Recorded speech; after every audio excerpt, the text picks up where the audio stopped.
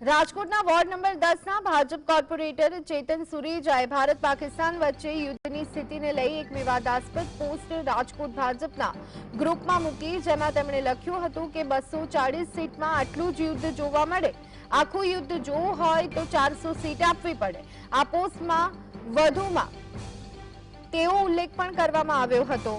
આ પોસ્ટે વિવાદ સર્જ્યો છે।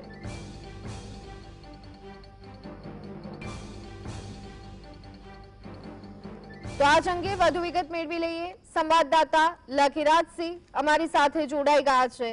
લખીરાજ, ભાજપના કોર્પોરેટર ચેતન સુરેજાની પોસ્ટને લઈ અને વિવાદ, 400 સીટની માંગ તો યુદ્ધ પૂરું જોવા મળે તેને લઈ ઘણો વિવાદ, શું છે વિગતો? જી, ચોક્કસથી આપને જણાવી દઉં કે ભારત પાકિસ્તાન વચ્ચે યુદ્ધની પરિસ્થિતિને લઈને હવે ભાજપના જે કોર્પોરેટર છે તેની વિવાદિત પોસ્ટ છે તે સામે આવી છે। જ્યારથી યુદ્ધ વિરામ થયું ત્યારથી ભાજપ છે તે સતત ટ્રોલિંગ થઈ રહ્યું છે અને તેના કારણે આજે વિવાદિત પોસ્ટ છે તે પ્રકાશમાં આવી છે। જે રાજકોટ શહેર ભાજપના જે વોર્ડ નંબર 10ના કોર્પોરેટર ચેતન સુરેજાએ વિવાદિત જે પોસ્ટ છે તે ભાજપના જ ગ્રુપમાં કરી હતી।